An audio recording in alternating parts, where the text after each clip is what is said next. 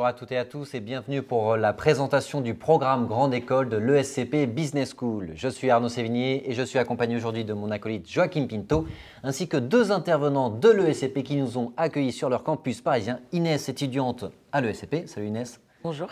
Et Madame Karoubi. Est-ce que vous pouvez vous présenter directement? Bien sûr. Donc, je suis Cécile Karoubi, professeure de finance à l'ESCP depuis 17 ans et directrice académique du programme Grande École MIME à l'ESCP. Parfait, je vous remercie Madame Karoubi. Inès, tu es étudiante en dernière année du programme Grande École de l'ESCP. Exactement, et j'ai intégré avec le parcours admission sur titre après 4 ans de droit. Parfait. Vous allez avoir la slide qui va s'afficher, qui va annoncer le sommaire de cette vidéo. Ceux qui nous suivent, vous connaissez par cœur comment ça va se passer. On va parler un petit peu de l'ESCP, de son histoire, de son ADN. On embrayera sur les 5 points forts qu'on a identifiés avec Arnaud, évidemment parmi une multitude de points forts.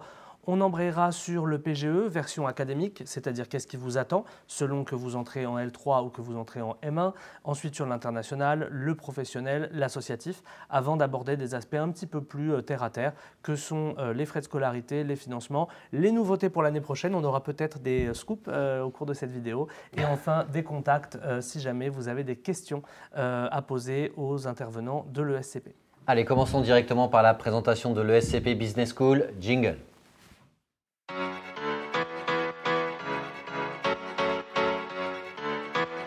Alors, Madame Karoubi, l'ESCP Business School, plus ancienne business school au monde, est-ce que vous pouvez nous présenter ses valeurs, son ADN, son identité, bref, l'état d'esprit que l'on va trouver en intégrant cette école? Alors, ESCP Business School, comme vous l'avez dit, c'est la plus vieille école de commerce au monde, créée en 1819. Nous avons fêté notre bicentenaire donc il y a 2 ans. C'est une business school européenne à dimension mondiale et nous prônons de fortes valeurs humanistes. Donc, nous cherchons à recruter des candidats qui adhèrent à ces valeurs humanistes. Très clair. C'était une présentation courte mais extrêmement C'est très clair précise. et on aura l'occasion de revenir dessus parce que par exemple l'identité européenne, ce sera un des points forts qu'on a identifié. Oui, donc ça va, cette identité-là, cet ADN-là, ce qui est important que vous compreniez en tant que candidat, c'est que ça va se matérialiser par du concret et que ce n'est pas simplement quelque chose entre guillemets pour faire joli. D'ailleurs, justement Arnaud, je te propose qu'on passe à la partie suivante avec le jingle sur les points forts.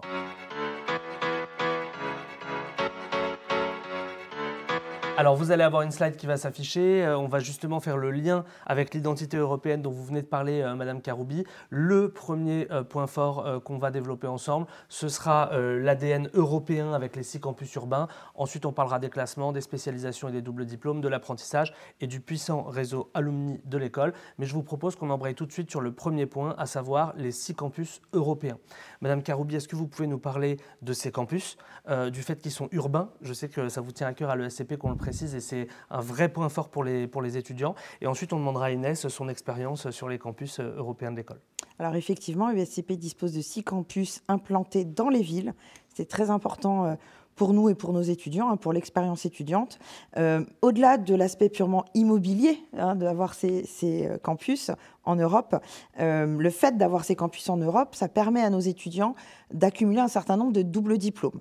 Donc, par exemple, un étudiant qui passerait un semestre sur le campus de Berlin pourrait obtenir, en plus du diplôme français visé par le ministère de l'Enseignement supérieur et de la Recherche de l'ESCP, en plus de ce diplôme, il pourrait avoir le German MSc, allemand. Et donc, à chaque fois qu'un étudiant passe sur un campus, sur un de nos campus européens, il peut avoir ce double diplôme en plus, gratuitement, en restant sur nos campus. C'est-à-dire que l'idée, c'est que, pour mon exemple allemand, nos étudiants qui sont sur le campus de Berlin, ils étudient sur le campus de Berlin de l'ESCP, avec des cours de l'ESCP, des profs de l'ESCP, mais ça leur permet d'obtenir ce double diplôme allemand.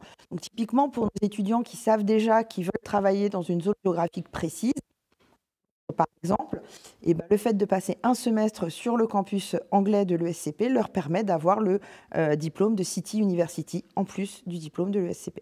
C'est votre casquette professeur de finance là, qui a repris le dessus pour toujours un petit peu, toujours un peu Londres qui est la place de référence, mais c'est très important. Non seulement vous avez un diplôme de l'école, de l'école de l'ESCP, en plus vous avez un diplôme local et donc du coup ça vous permet non seulement d'être sur place pour chercher un éventuel stage, mais en plus de pouvoir parler aux recruteurs locaux avec un diplôme à reconnaissance européenne et mondiale, l'ESCP, et un diplôme peut-être un peu plus proche du recruteur qui sera celui local.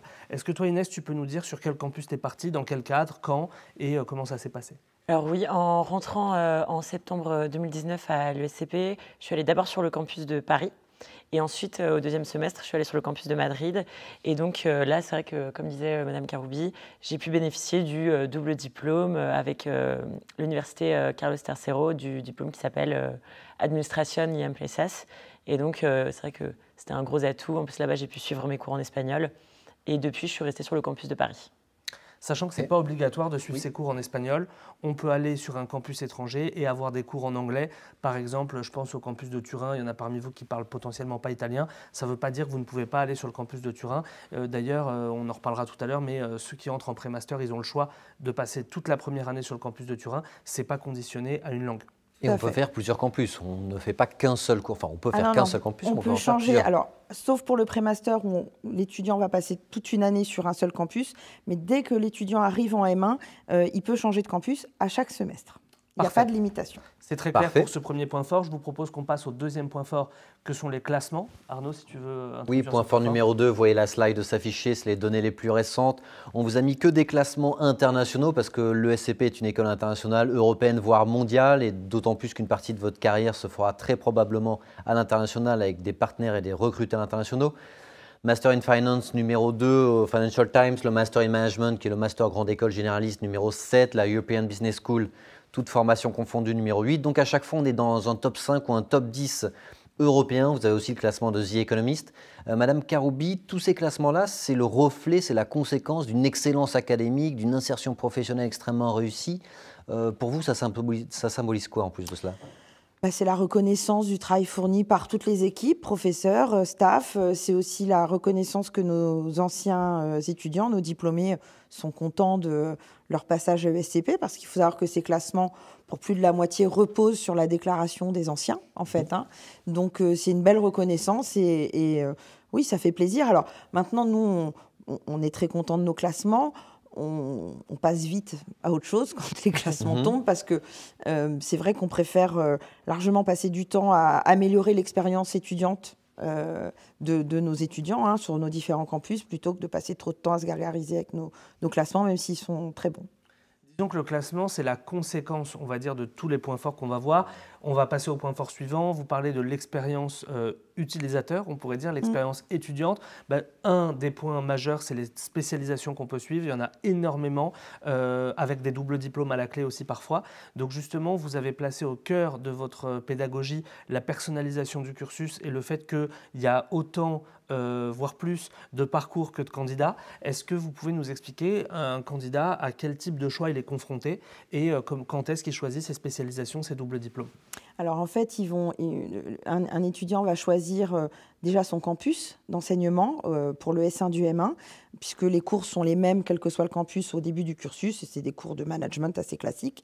Mais très vite, il va devoir également choisir une spécialisation parmi 61. Donc voilà, et on en crée tous les ans des nouvelles spécialisations. Donc, et puis l'étudiant va avoir minimum 2, voire 3 spécialisations à suivre pendant toute sa scolarité. Et c'est des spécialisations qui couvrent des champs très classiques du management, marketing, contrôle de gestion, comptabilité, gestion des ressources humaines, finance, mais également des champs disciplinaires un petit peu nouveaux et très très recherchés par les recruteurs. Je pense à la spécialisation en big data, en intelligence artificielle, en robotique, en affaires publiques, en médias. Donc, on en verra encore plus durant le cursus du PGE, qui est une partie à venir. Mais en effet, vous avez raison, on peut personnaliser son parcours et choisir plusieurs spécialisations. Ça, c'est vraiment un point très important. On ne suit pas simplement un track jusqu'à la fin de son master. Ah non. Et en fait, à tout moment, les étudiants doivent formuler des choix. Donc, ça veut dire renoncer à d'autres possibilités, mais ils peuvent choisir des spécialisations, des programmes d'échange, des doubles diplômes, des campus, partir en année de césure ou pas. Enfin, oui, ils ont beaucoup de choix à faire. Par rapport aux doubles diplômes, on voit la slide s'afficher. Il y en a 42 doubles diplômes français comme internationaux qui vous permettent de développer des doubles compétences. On voit l'école militaire de Saint-Cyr, on voit l'ENSEI qui est une école de statistique, Ferrandi qui est une école hôtelière, l'IFM qui est l'Institut français de la mode pour ceux qui veulent travailler peut-être dans des maisons de haute couture par exemple. On en voit aussi à l'international avec Cornell, le MIT, ou alors j'arrive pas à lire d'ici là, mais il y en a en Chine avec Tongji University. Il y a au Waseda au Japon, il y a Sotheby's à New York. Oui, on en a à peu près partout dans le monde. Et chaque année, ça augmente. Donc, ça veut dire que potentiellement, d'ici votre intégration, il y aura encore des nouveautés qui vous seront ouvertes. ouverte. Ce qui est important de comprendre, c'est qu'en fait, quasiment à chaque semestre, j'ai des choix à faire. Je suis consulté pour savoir ce que j'ai envie de faire mon semestre prochain. Tout à fait. Parfait. Point fort numéro 4, c'est très clair sur le point fort numéro 3, c'est l'apprentissage. L'ESCP accorde une grosse place à l'apprentissage, il y a 110 apprentis par an à peu près. Quel est le rythme de l'apprentissage? Est-ce que tout le monde y est éligible? Et les avantages de l'apprentissage pour un étudiant? Alors, on a 2 formats d'apprentissage, le 24 mois et le 14 mois. Le 24 mois, c'est pendant le M1 et le M2, donc les années 2 et 3 du programme. Le 14 mois, c'est uniquement pendant l'année de M2. Qui est éligible à l'apprentissage? Tous les étudiants qui n'ont pas de rattrapage, donc qui ont validé tous leurs cours auparavant. Et puis après, il faut effectivement respecter certaines consignes françaises, ministérielles, parce que c'est quand même un parcours très, très français, l'apprentissage. Mais en dehors de ça, il n'y a pas de critères d'éligibilité spécifiques. Donc le 24 mois sur les 2 années du programme, c'est en période bloquée, donc des périodes bloquées école, des périodes bloquées en entreprise. La spécificité de notre apprentissage 24 mois, c'est que les étudiants vont quand même et sur les campus et en programme d'échange, ce qui est quand même assez agréable. Ça veut dire que vous ne restez pas sur Paris. Et pour le 14 mois, par contre, c'est uniquement à Paris parce que les étudiants ont bénéficié de cette expérience internationale pendant l'année de M1. Donc ce n'est pas un choix à faire comme on l'a traditionnellement. Est-ce qu'on fait de l'international ou de l'alternance? On peut faire les deux. On peut faire les deux. Donc, vas-y Arnaud, si tu veux, les avantages de l'alternance. Non, et point très Après, important, oui. les frais de scolarité sont aussi pris Les en frais de charge par les scolarité entreprises. sont financés par effectivement les entreprises. Donc un apprenti à ESCP, il est à la fois salarié d'une entreprise, donc il touche un salaire, étudiant de l'école. Donc on a les mêmes exigences académiques envers les apprentis qu'envers les étudiants full-time, on va être très clair. On a vraiment les mêmes exigences académiques. Mais c'est vrai que les apprentis ne payent pas leurs frais de scolarité. Et je peux être à l'international tout en faisant en sorte que les frais de scolarité soient payés par l'entreprise. Les frais de scolarité sont, quoi qu'il arrive, payés par l'entreprise quand vous êtes apprenti 24 mois, même quand vous êtes en programme d'échange. Il y a une réforme de l'apprentissage au niveau du gouvernement, pas au niveau de l'ESCP, qui aujourd'hui permet aux entreprises de ne plus rémunérer l'étudiant pendant sa période à l'étranger. Toutes les entreprises ne le font pas. On a beaucoup d'apprentis qui continuent à être payés alors qu'ils sont en programme d'échange à l'autre bout du monde. Voilà, c'est une réforme qu'on subit un petit peu. Et quand vraiment on a des étudiants apprentis qui ont des gros problèmes de financement parce que l'entreprise ne les paye plus pendant cette période à l'international, on trouve des solutions pour eux. On en reparlera tout à l'heure des solutions de financement. Il n'y a pas que des avantages financiers, il y a aussi que souvent ça débouche sur un CDI.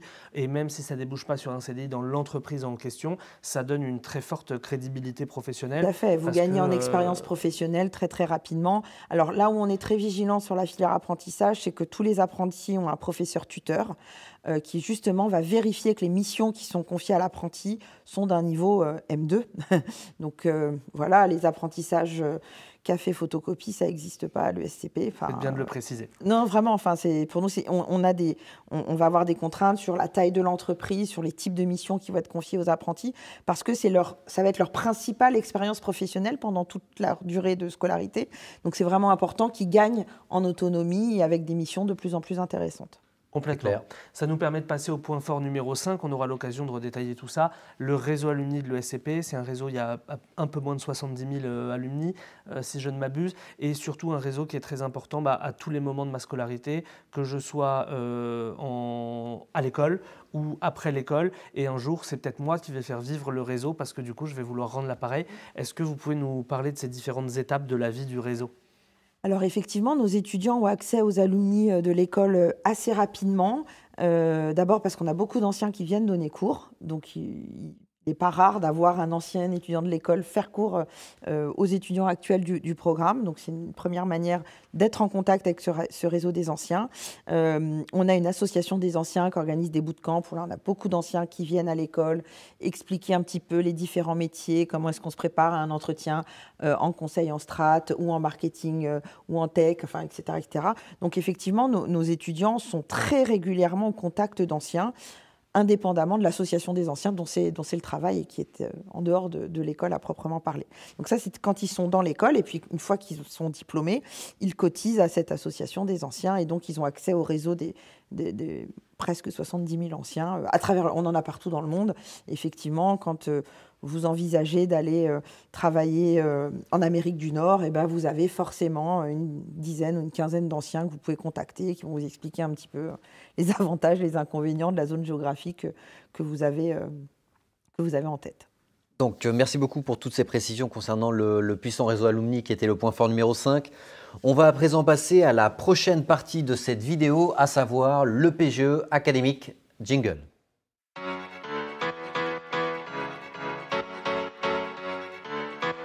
Alors, sur cette partie-là, on va vous détailler année après année ce que vous allez faire au sein du programme Grande École de l'ESCP. Et on commence dès à présent, la slide va s'afficher avec l'année de pré-master. Donc, vous rentrez après vos concours post-prépa, vous intégrez le PGE en première année et vous avez à la fois des cours fondamentaux, des séminaires et un stage en entreprise. Est-ce que vous pouvez nous détailler tout cela, Madame Karoubi? Alors, le tout premier séminaire, d'ailleurs, les étudiants ont des devoirs à faire avant même de mettre un pied à l'école. Hein, voilà, ça les surprend toujours un petit peu. C'est le séminaire Designing Tomorrow, qui est un séminaire sur le développement durable, qui dure une semaine. Et l'idée, c'est vraiment de sensibiliser le plus possible nos étudiants aux enjeux de demain pour les rendre le plus responsables possible sur ces questions-là. Ensuite, sur le premier semestre, ils ont des cours, les fondamentaux du management, très classiques. Donc, un cours de comptabilité, de marketing, de contrôle de gestion, de psychologie et management. Alors, on peut se dire c'est un peu moins classique. Ils ont également un cours de coding en Python, un cours d'économie. Ils ont Humanité et management, qui est un cours qui fait vraiment le lien entre le continuum entre la classe préparatoire et l'école en tant que telle. Et donc, ça finit le premier semestre. Ils ont des examens. Et puis, ils ont un deuxième séminaire en janvier, qui est le séminaire Immersion, où ils vont devoir suivre un manager pendant 2 jours et puis faire une restitution sur finalement c'est quoi le métier de manager, qu'est-ce que ça implique en fonction des différents secteurs. Il y a une restitution à l'ensemble de la promotion pour vraiment partager l'expérience que chaque groupe d'étudiants a eue sur le manager qu'il a suivi pendant 2 jours. En format shadow. Exactement. Important de préciser qu'il y a le choix entre 2 campus, le campus de Paris ou le campus de Turin. Tout à fait. Le campus de Paris, mes cours sont en français. Avec certains cours en anglais. Avec des cours en anglais, mais dominante française, on va dire. Et à Turin, en revanche, c'est des cours en anglais. Donc j'ai un choix qui m'engage pour toute l'année, que je dois faire au moment de mon admission. Est-ce que j'ai envie de suivre mon pré-master à Turin ou à Paris? Ça, c'est un avantage énorme. Dès l'admission, on peut partir directement à l'international. Complètement. Sachant que j'aurai les mêmes cours, que je sois à Turin ou à Paris, on a un socle commun. Très important de préciser aussi, on a un stage obligatoire à la fin de cette année de pré-master, donc obligatoire, avec des types de stages qui peuvent soit être des stages, on va dire, de découverte, parce que mon projet professionnel n'est pas défini, soit un premier pas dans le monde qui m'intéresse, parce que je sais déjà que je veux travailler en finance, par exemple. Tout à fait. Stage en France comme à l'international, tout est possible. Ouais. Complètement. On passe à présent à la deuxième partie du PGE, donc la deuxième année, donc la slide va s'afficher, la deuxième année du PGE, qui est l'année de M1, donc première année de master. Et là, avec ce choix de spécialisation qui intervient dès le deuxième semestre. Est-ce que vous pouvez nous détailler tout cela, Madame Karoubi? Alors, quand les étudiants arrivent en M1, ils doivent choisir dès leur admission, en fait, sur quel campus ils vont passer leur premier semestre. Les cours, lors de ce premier semestre, sont encore des cours communs à tous les campus, donc des cours de management, mais au niveau avancé. On commence l'année avec le séminaire Digital Spark, qui est commun à toute la promotion, donc 1400 étudiants connectés sur les différents campus et qui sont sensibilisés à toutes les nouvelles problématiques liées au développement du digital, alors que ce soit la pollution générée par les crypto-monnaies, enfin voilà, c'est vraiment plein de sujets très intéressants. Ils ont ensuite donc ces cours obligatoires sur le premier semestre et dès le deuxième semestre, ils ont choisi, bien en amont, une spécialisation sur un campus. Donc, cette première spécialisation en M1, elle est obligatoire, mais comme je vous ai dit, il y a un choix vraiment très important. Et puis, lors de ce second semestre, il y a le séminaire Designing Europe, où on emmène l'intégralité de la promo à Bruxelles pour une simulation des négociations de traités européens. Donc là, c'est un grand moment fort où tous les étudiants de tous les campus se retrouvent à Bruxelles. 1400 étudiants. Pendant 2 jours. Alors, par rapport aux différents lieux de cours, donc la première année, il y avait soit Paris, soit Turin. En deuxième année, donc en M1, il y en a beaucoup plus. On va le voir à la slide suivante. Il va y avoir les lieux de cours possibles qui vont s'afficher, ainsi que les différentes langues. Vous avez le choix entre Paris, Londres, Berlin, Turin, avec les langues d'enseignement. Madrid aussi. Et Madrid. J'ai dit quoi? T'as oublié Madrid. J'ai oublié Madrid, pardon. En plus, Inès est partie à Madrid, donc elle va pouvoir nous en parler. Avec les langues d'enseignement juste à côté, ce qui fait que vous pouvez totalement partir dans un campus de l'ESCP, même si vous ne parlez pas la langue du pays. Inès, toi, tu es partie à Madrid, c'est ça? Oui, exactement. Est-ce que tu peux nous dire comment c'était sur place, les cours que tu as eus, l'ambiance, la promo, la vie au quotidien, tout? Alors en termes de cours, moi c'était avant la réforme, donc j'avais les cours du socle commun en fait, D'accord. Master in Management. Par contre, ce qui est génial, c'est que le campus il est sur place dans la ville, donc finalement entre les cours et le fait de se retrouver tous les étudiants ensuite, bah, y a pas, ça se fait très naturellement, on retrouve tous les étudiants très facilement. En plus de ça, on est pas mal aidé par le SCP pour trouver des logements. Donc on est tous à peu près dans les mêmes quartiers et l'administration là-bas est tout aussi présente qu'elle peut l'être à Paris. Donc on est quand même bien suivi, même en étant un petit peu plus loin. Est-ce que tu peux nous dire par rapport au lieu emblématique de Madrid, à combien de minutes entre guillemets t'étais? Est-ce que tu t'en souviens un peu? Alors je me souviens qu'il y a le bus C3 qui allait de chez moi au campus de l'ESCP et c'était une quinzaine de minutes.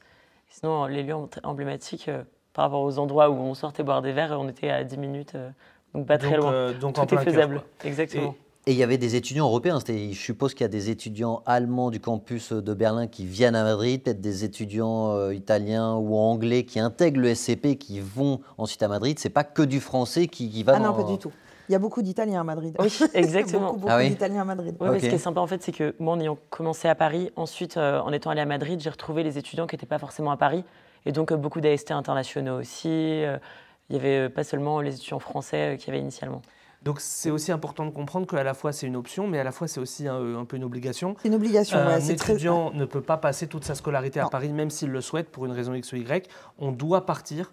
Au moins un semestre. au C'est vraiment moins- le minimum. On est plutôt en moyenne sur 2 semestres en dehors de Paris. Et on peut aller jusqu'à On peut faire 4 campus en 4 semestres. 4 campus, 4 semestres, donc ça c'est vraiment une opportunité. Et tout à l'heure, vous nous parliez de l'identité. On retrouve, vous nous avez parlé tout à l'heure d'un séminaire autour de l'Europe, on rejoint l'identité européenne. Séminaire autour du développement durable, on rejoint la notion de manager responsable. Séminaire autour des enjeux du digital, bah pareil, c'est le monde de demain qui s'offre à nous. Donc tout à l'heure, on avait parlé de l'identité et ça peut paraître un peu abstrait quand on parle d'identité. En fait, ça se répercute de manière très concrète sur le programme que vous offrez à vos étudiants. Tout à fait. À la fin de cette année de Master 1, donc sur laquelle j'ai suivi ma première spécialisation, je suis à même de poursuivre en année de césure ou pas, selon les prérequis que je vais avoir de 36 semaines de stage que je devrais valider d'ici la fin de mon année, de mon cursus. Donc soit je pars en année de césure, soit je décide d'embrayer en M2. Toi d'ailleurs, tu as décidé de zapper l'année de césure. Exactement, donc je l'ai fait cette année, mais j'ai décidé d'aller directement sur mon Master 2 pour pouvoir finir mes années de cours. Et donc j'ai choisi en M2 ma spécialisation qui était International Law and Business. Et en même temps, j'ai fait mon double diplôme à la Sorbonne, qui s'appelle Master Droit des opérations fiscales et internationales des sociétés. Et donc maintenant que mes cours sont finis, je peux me lancer et en fait moduler ça comme je veux, faire mes 6 mois de stage, faire mon mémoire, etc. Donc comme tu étais AST, c'est hyper important de préciser que tu as ton diplôme de droit, on va dire originel, tu as le diplôme de l'ESCP, tu as le diplôme de Carlos III que tu as obtenu quand tu es allé à ton échange à Madrid, et tu as le diplôme du double diplôme avec la Sorbonne que tu as obtenu quand tu étais en double diplôme à Paris. Voilà. Donc voilà la diplômé. concrétisation de ce qu'on disait tout à l'heure, et c'est vraiment des choses qui arrivent dans la vraie vie et qui créent un vrai plus sur le CV au moment où, j'imagine, tu vas vouloir candidater pour ton année de césure. On embraye sur le M2 ? Oui. Le Master 2, donc la dernière année, c'est la 3e année pour ceux qui sont entrés en prépa, c'est la 2e année pour ceux qui sont entrés en AST directement en Master 1.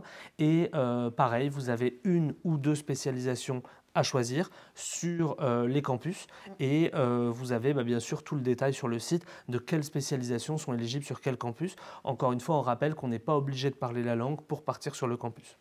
Il y a 61 spécialisations, donc là à l'écran sur la slide, vous en voyez quelques-unes s'afficher. Les spécialisations, donc vous verrez, c'est très simple à comprendre. Dans un premier temps, elles sont réparties par catégorie. Catégorie marketing, il y a plusieurs spécialisations selon la branche dans laquelle vous souhaitez perfectionner vos compétences en marketing. Pareil en finance, pareil en consulting, pareil je vois qu'il y a business consulting, pareil en artificial entrepreneurship. Oui. Ah oui. Bref, c'est par catégorie et ensuite à l'intérieur, vous avez vos différentes spécialisations. Donc là, à l'écran, on vous en a mis quelques-unes avec le lieu de campus ainsi que la langue d'enseignement.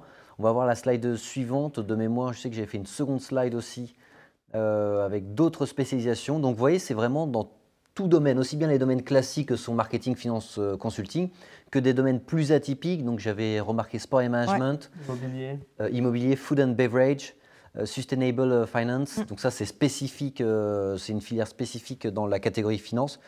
Est-ce que vous pouvez nous dire un mot sur, Madame Karoubi, sur la diversité vraiment des spécialisations?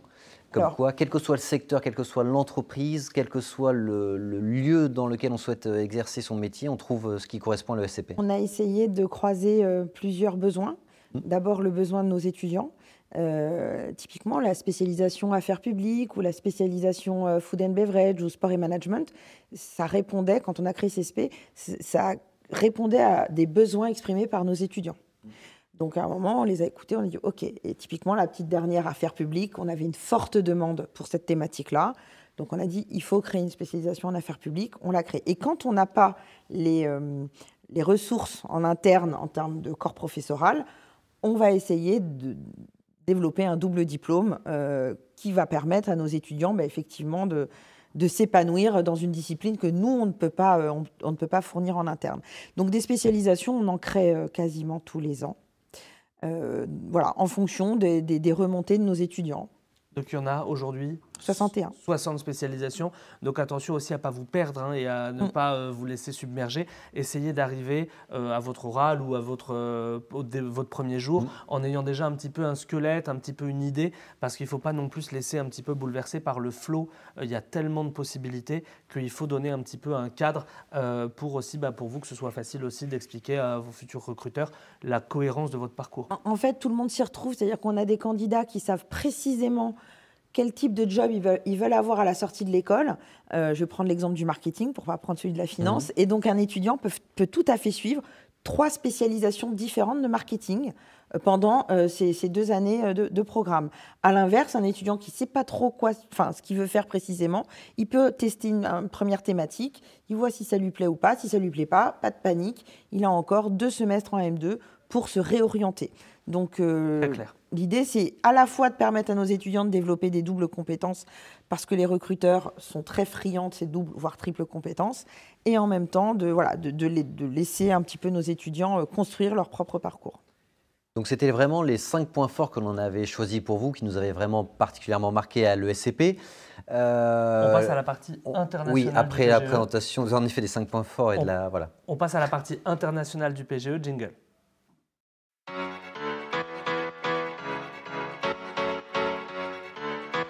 Alors tout à l'heure, on a beaucoup parlé des 6 campus. En fait, les 6 campus, j'ai envie de dire, on en parle un peu tout le temps, parce que quand on parle de l'académique, on parle des 6 campus, quand on parle de l'associatif, on parle des 6 campus. Donc les 6 campus, c'est vraiment ce qui va vous suivre tout au long de votre parcours. Donc l'international à l'ESCP, ça n'est pas que les 6 campus urbains, même si ça passe aussi par là. C'est, on l'a dit, des doubles diplômes à l'international, etc., des professeurs qui sont internationaux, des cours en anglais. Est-ce que vous pouvez nous exprimer la part, le rôle, la place que vous accordez à l'international au sein de l'ESCP? Il nous paraît vraiment, avec la slide. Il nous paraît vraiment primordial que nos étudiants aillent à l'international, que ce soit au niveau académique ou professionnel. Ils peuvent faire des stages à l'étranger, tout simplement pour leur apprendre à sortir de leur zone de confort, parce qu'on sait que ça fait partie des compétences qu'il faut vraiment avoir quand on rentre dans la vraie vie. Donc effectivement, l'international, ce n'est pas juste un mot sur une plaquette marketing du programme. Comme vous l'avez dit, nous, nos étudiants ne peuvent pas faire toute leur scolarité sur le même campus. Ils sont obligés d'aller à l'international. Et ne le voyez pas comme une obligation, profitez-en. Si vous pouvez partir à 4 endroits, sur 4 campus, partez sur 4 campus. Parfois, on a un petit peu peur. On se dit, moi, j'ai mon confort parisien, j'ai mes amis, etc. Vous aurez quasiment plus jamais dans votre vie l'opportunité, sur 5 semestres consécutifs, d'aller dans 5 capitales européennes. C'est quasiment inouï. Même si vous travaillez à l'international, vous allez très probablement rester sur des postes un petit peu fixes. Et donc, du coup, profitez-en, même si ça fait peur. Je pense que tu vas nous confirmer ça, Inès, mais c'était une top expérience à l'international. C'est plus c'est vrai qu'il y a le mot obligation d'aller sur différents campus, mais c'est plus une chance qu'une obligation, parce qu'effectivement, avec la fac, par exemple, j'avais jamais eu l'opportunité de partir étudier à l'étranger. C'est hyper nouveau comme expérience et vraiment, c'est plus qu'une chance. Parfait. Et puis là, à chaque fois, on parle de l'Europe avec les campus européens de l'ESCP, mais pour toutes celles et ceux qui souhaitent partir hors d'Europe, donc on va remettre la slide, vous allez voir un certain nombre d'universités partenaires prestigieuses, le MIT donc aux États-Unis, Cornell qui fait partie de la Ivy League, donc qui est vraiment la crème de la crème des facs américaines. Alors vous avez, je ne vais pas prendre le risque de le prononcer, mais l'Institut qui est à Moscou, qui est l'équivalent entre guillemets du Sciences Po version russe. extrêmement intéressants. La London Business School, bon ça c'est en Europe. Melbourne, Osaka au Japon, encore Pékin, qui est tout simplement en Chine. Donc vous pouvez vraiment partir n'importe où, quel que soit votre objectif, que ce soit d'améliorer une troisième langue étrangère, que ce soit de découvrir un pays parce que c'est un marché, ou que ce soit en fonction des spécialisations ou des cours, vous pouvez partir en Europe et hors Europe aussi. Parfait pour cette partie internationale, on a compris que c'était vraiment dans l'identité. On va embrayer sur la partie suivante, professionnel, jingle.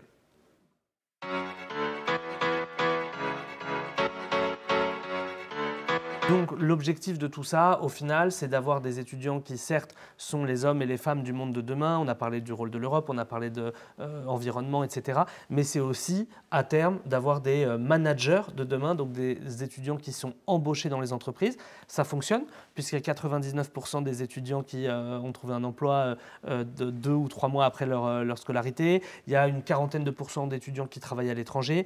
Il y a un salaire brut aux alentours de 55 000 € bruts par an à la sortie. Donc les résultats, ils sont là. Comment vous expliquez ça? Quelle part vous accordez à l'insertion professionnelle au sein de l'ESCP? C'est très très important pour nous, hein, l'insertion professionnelle. D'abord parce que pour être diplômé, il faut avoir validé un certain nombre d'expériences professionnelles en amont, donc des semaines de stage, parce qu'on sait très bien qu'aujourd'hui, une entreprise va recruter un candidat s'il a déjà de l'expérience professionnelle. Donc c'est pour ça qu'on a mis cette exigence pour l'obtention du diplôme.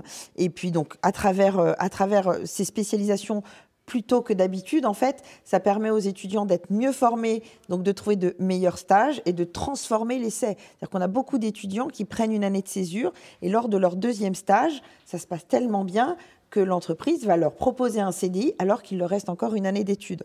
Donc effectivement, pour nous, c'est vraiment, enfin, c'est l'objectif même d'une école de commerce, c'est que nos étudiants sortent et trouvent le travail qui leur convient.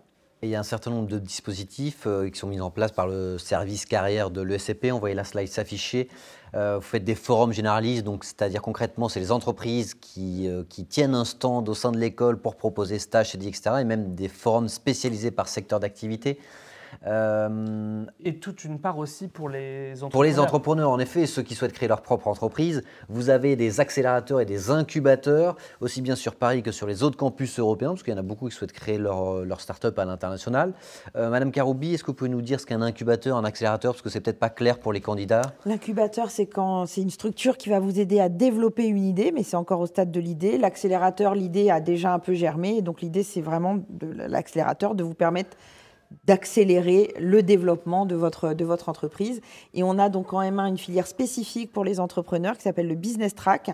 Vous avez les mêmes cours, alors c'est à Paris uniquement, les mêmes cours que dans le programme classique, mais qui sont vraiment condensés au tout début de l'année pour laisser du temps aux entrepreneurs de développer leur entreprise.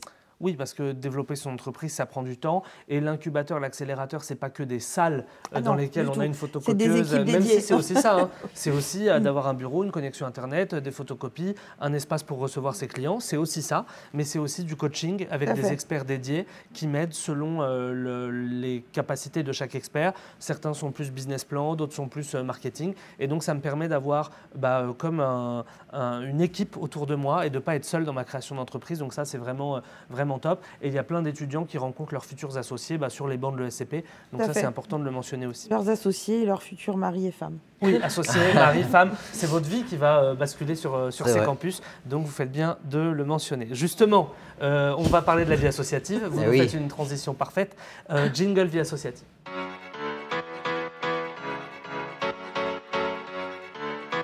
Alors, la vie associative à l'ESCP, il y a une place prépondérante qui est accordée.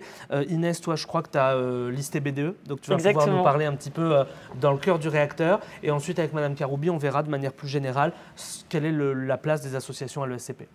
Oui, du coup, moi, en arrivant, j'ai choisi d'être sur le campus de Paris spécifiquement pour pouvoir intégrer les associations, parce qu'il faut donc être là le premier semestre de Master 1. Et j'ai listé BDE, c'est une expérience qui dure 2-3 mois, pendant laquelle on organise des soirées, on apprend à gérer un budget, communiquer sur des événements. On aide aussi, une fois qu'on est au BDE, à organiser le séminaire d'intégration de l'école. Donc c'est génial, on est direct dans le bain, ça permet de rencontrer plein d'autres étudiants, d'avoir un contact avec l'administration aussi quand même, parce qu'on travaille beaucoup ensemble. En termes d'association aussi, il y a beaucoup de sport. Donc, que ce soit, il y a un club d'aviron qui a énormément de succès, il y a un club de foot, et voilà, donc il y a une cinquantaine d'associations. Et ça, c'est une partie de l'école quand même qui est hyper importante et qui fait vraiment vivre l'école au quotidien. Est-ce que Madame Karoubi, vous voulez ajouter quelque chose par rapport à ça? On peut ajouter qu'il y a des associations dans tous les domaines. Oui, il y en a vraiment pour tous les goûts. Comme l'a dit Inès, l'administration de l'école va être amenée à travailler avec certaines associations plus que d'autres. Je pense à la Commu, qui est l'association de comédie musicale, qu'on sollicite une fois par an pour la remise des diplômes, par exemple. Je pense également à l'association Fleurs de Bitume, avec qui on s'est associé pour travailler nos problématiques d'ouverture sociale. Voilà. Donc, et bien sûr le BDE. Alors le BDE, ça va de soi. oui, non mais... Mais il faut le dire. Beaucoup. Alors, ça va de soi. C'est pas forcément simple et agréable pour eux. Hein. Ah, je crois que vous allez dire agréable pour nous. Si, c'est très agréable pour nous, mais ça l'est moins pour eux, parce que forcément, ça on met des apprend, mine contraintes. de rien, quand on est au BDE, ça apprend à aller négocier avec son administration, ça apprend à gérer un budget, ça apprend à recevoir une soirée dans laquelle parfois il y a des milliers de personnes, il y a des normes de sécurité, il faut la Croix-Rouge, il y a des formations premiers secours. Enfin, c'est vraiment hyper important de comprendre que l'associatif, c'est pour s'amuser, pour se faire des copains, mais c'est aussi un vrai gros plus sur le CV, sachant que certaines assos sont thématiques. Et par exemple, pour reprendre l'exemple de la finance, je peux aller sur des associations qui sont plus tournées finance et qui du coup vont me permettre de compléter une éventuelle spécialisation, un éventuel stage avec un autre prisme de la finance et du coup, encore une fois, densifier mon CV. Donc je peux faire une asso un peu loisir, aviron ou autre, et je peux faire une asso un peu plus, on va dire, professionnalisante. Et donc, il y en a pour tous les goûts. Donc, sur le site de l'ESCP, il y a bien sûr une rubrique qui est dédiée pour la présentation de chacune des associations. Et surtout, quel que soit votre profil, que vous soyez un candidat prépa ou un candidat CAD, vous pouvez intégrer la vie associative et avoir des postes à responsabilité extrêmement intéressants. La preuve avec Inès. Et faire partie de plusieurs associations, si j'ai bien compris. Exactement, c'est vraiment pas du tout une barrière d'être AST, c'est 100% possible. Enfin, je suis dans 4 associations, alors que je suis arrivée un an après les autres et ça pose aucun problème pour peu qu'on soit volontaire et on aime bien faire la fête avec eux, etc. Voilà, tout se passe bien en général. Okay. Parfait. On va passer à la partie frais de scolarité, jingle.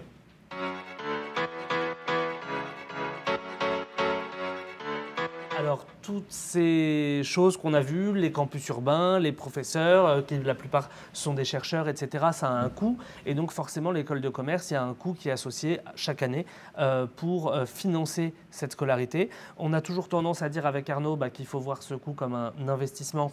Et ce n'est pas à une professeure de finance que je vais apprendre que derrière un investissement, il y a un retour sur investissement qu'il faut calculer. Et donc, tout à l'heure, on parlait du salaire de sortie, on parlait de 99% de taux d'emploi. On n'a pas parlé du fait qu'on a des trajectoires qui sont très montantes dans les entreprises et qui permettent de gravir les échelons rapidement. Bref, votre investissement il va être rentabilisé. Encore faut-il, à un instant T, avoir les moyens de le payer. Et donc, c'est pour ça que le SCP a mis en place des mécanismes, en plus de l'alternance, qui me permettent de payer mes frais de scolarité. Est-ce que vous pouvez nous décrire ces systèmes de bourse ou d'accompagnement plus généralement au financement? Alors, effectivement, on ne veut surtout pas que des candidats, des bons candidats qui se sentiraient contraints financièrement n'osent pas venir à ESCP. Donc, on a mis en place un certain nombre de financements possibles. Donc, si vous êtes boursier, Crous, échelon 4 à 7, votre scolarité est intégralement prise en charge par l'école. Donc, vous n'avez rien à payer. Zéro. C'est-à-dire ni les frais d'inscription, ni les frais de scolarité, ce qui effectivement peut être conséquent. Si vous êtes boursier échelon 0+ à 3, vous n'avez pas une prise en charge complète, mais vous avez des bourses qui sont faites des réductions de frais de scolarité à payer tous les ans. On a évoqué l'apprentissage, puisque c'est l'entreprise qui paye les frais de scolarité. Et puis ensuite, on a tout un système d'accompagnement des étudiants pour aller leur négocier, surtout de se porter caution pour l'emprunt qui leur permettra de financer l'école. Donc, aucun étudiant qui est admis à l'ESCP ne va se retrouver en incapacité de financer ses frais de scolarité et du coup devoir renoncer à son école. Il va être accompagné et j'imagine qu'il y a des personnes dédiées. Il y a un service dédié, que le Student Experience, qui gère en fait effectivement toutes les bourses qui sont attribuées aux ne étudiants. vous censurez pas sur un plan financier, vous allez être accompagné. Et il y a même des bourses de mobilité à l'international, notamment en Italie, etc. Donc, effectivement, il faut aussi prévoir des frais. Tout est détaillé sur le site de l'ESCP. Si vous êtes amené à bouger à Madrid ou à Turin, d'entretien, etc.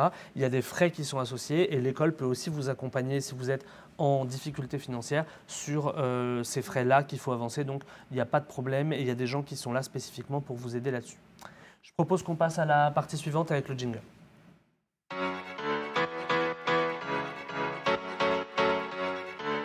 Alors, c'est le moment où Madame Karoubi va nous annoncer tous les scoops qu'on attend tous. Donc, on rachète une école? Non.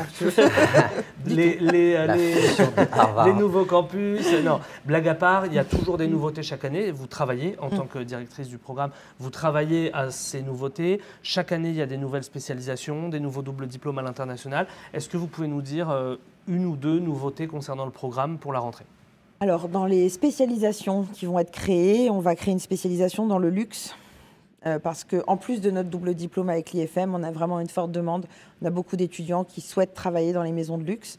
Et on a la ressource en interne, on a une chaire avec Cartier qui a été signée. Donc on a des professeurs en interne qui ont la compétence. Donc voilà, je peux déjà vous dire qu'on va créer une spécialisation sur le luxe. C'est la rentrée 2022. Ouais. D'accord. On va créer une spécialisation sur l'Afrique. Là aussi, il y a une chaire. Donc, on en crée tous les ans des spécialisations. Ces deux-là, c'est à peu près certain. On va signer d'autres doubles diplômes, mais je ne vous en dis pas plus. Et puis, pour les grandes annonces liées à l'école et pas au programme, je ne vais pas griller la priorité à mon directeur général, le professeur Franck Bournois, qui va, dans quelques semaines, annoncer le nouveau plan stratégique. Et vous serez bien sûr tenu au courant. Si vous nous suivez sur nos réseaux sociaux, excuse-moi, vous serez bien sûr tenu au courant des orientations nouvelles prises par l'école qui évidemment sont toujours des améliorations, donc pas de panique là-dessus, il n'y a rien de fondamental a priori qui devrait changer. On va passer à la partie suivante, à savoir la partie contact, jingle. Alors, si vous avez des questions par rapport au concours, par rapport au programme, par rapport à l'ESCP en général, la slide va s'afficher avec le numéro de téléphone ainsi que le mail à qui vous pouvez écrire pour poser toutes vos questions ou vous renseigner. Bien entendu, vous les appelez ou vous leur écrivez uniquement si vous n'avez pas trouvé l'information ni sur le site internet, ni auprès d'étudiants que vous croisez lors des salons étudiants ou auprès d'alumni, donc des diplômés de l'école. Ou même, vous pouvez nous poser la question sur les réseaux sociaux à Joachim ou moi-même, que ce soit en MP, en DM ou même un message public. Comme vous le savez, on vous suit tout au long de la saison pour répondre à l'ensemble de vos questions. Voilà pour cette partie qui était courte mais utile. Et on utile. va embrayer sur le mot de la fin. On va laisser à Inès la possibilité, si elle veut, adresser un message aux candidats qui nous regardent, peut-être même à ceux qui ne sont pas encore candidats et qui peut-être hésitent, peut-être pensent que le SCP c'est une marche trop haute pour eux ou qui ne se sentent pas concernés en termes de profil. Qu'est-ce que tu as envie de dire à ces candidats-là qui nous regardent? Alors que justement, il n'y a pas de marche qui soit trop haute par rapport à ça. Puisque moi, je ne pensais pas du tout me retrouver à l'ESCP quand j'ai commencé, quand j'ai fait mes études, quand j'étais en Master 1 à la fac. Et finalement, en me motivant, suivant les bons conseils d'un élève qui, une année avant moi, avait fait la même chose, je me suis motivée, j'ai travaillé et en bossant bien son Tage-Mage, en présentant dans les temps ses dossiers d'inscription, en allant aux journées portes ouvertes, etc. C'est pas si compliqué d'intégrer l'ESCP et ça en vaut vraiment la peine. Madame Karoubi, vous voulez vous livrer au même type d'exercice? Un mot pour conclure. Je vais compléter ce que vient de dire Inès. Mon conseil, ce n'est pas d'autocensure.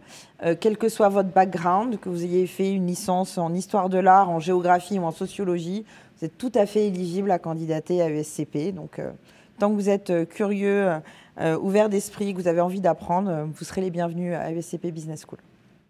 Donc voilà concernant cette vidéo sur le programme Grande École de ESCP Business School. On espère que vous avez pu prendre un certain nombre de notes, aussi bien pour préparer votre entretien de motivation que pour vos connaissances personnelles, pour votre choix d'école et même pour savoir ce que vous souhaitez faire si vous intégrez l'ESCP.